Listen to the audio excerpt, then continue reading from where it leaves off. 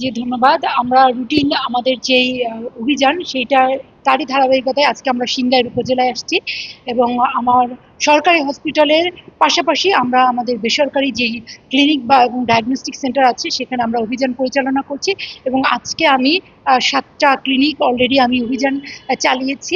এর ভিতরে একেবারেই মানে সেবা দেওয়ার যোগ্য নয় যে দুটো যার কি বলে লাইসেন্সও নেই এবং পরিবেশও নেই, সেটা হচ্ছে সাইমা ডায়াগনস্টিক সেন্টার এবং শাহরাইল ক্লিনিক এবং ডায়াগনস্টিক সেন্টার।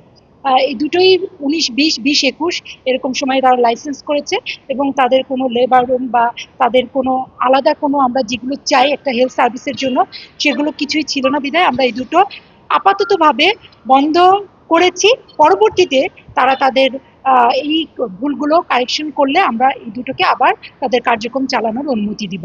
এছাড়া আমার ইসলামিয়া ডায়াগনস্টিক সেন্টার, খান ডায়াগনস্টিক সেন্টার এবং সিংগাইর ক্লিনিককে শুধুমাত্র আমি প্যাথোলজিটা বন্ধ করেছি, কারণ ওদের প্যাথোলজিতে কোনো এসি নাই এবং হচ্ছে যে ডক্টরের যে সিগনেচার লাগে সেটা নাই। ল্যাবটা আপাতত বন্ধ করেছি এবং রিএজেন্ট রাখার যে ফ্রিজটা সেটার টেম্পারেচারটা মেনটেন হচ্ছিল না, যার জন্য এই তিনটা প্যাথোলজি আমি আপাততভাবে বন্ধ করেছি। ওরা ফ্রিজ এবং আদার্স যে কারেকশনগুলো এগুলো করলে আমরা নিয়মিত তাদের যে স্বাস্থ্যসেবা সেটা তারা চালাতে পারবে।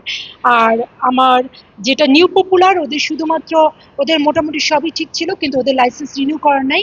ওদেরকে আমরা 3 উইকস টাইম দিয়েছি, এটার ভিতরে ওরা লাইসেন্স রিনিউ করবে এবং আমি এখন আছি ইব্রাহিম মেমোরিয়াল মেডিকেল সার্ভিসে। ওদের লাইসেন্সটা 24 পর্যন্ত আছে। তো ওরা একটা টাইম আমাকে দিচ্ছে, এই টাইমের ভিতরে ওরা ওদের লাইসেন্সটা রিনিউ করবে। এখানে প্যাথোলজিটা মোটামুটি ঠিক আছে, এজন্য আমরা ওদের কার্যক্রমটা অব্যাহত রেখেছি। আমরা নিয়মিত এই অভিযান পরিচালনা করবো এবং মানিকগঞ্জে মানুষ যাতে তাদের স্বাস্থ্যসেবাটা সঠিক উপায়ে পায়, সঠিকভাবে পায় সেটাই আমরা দেখাশোনা করবো। ধন্যবাদ।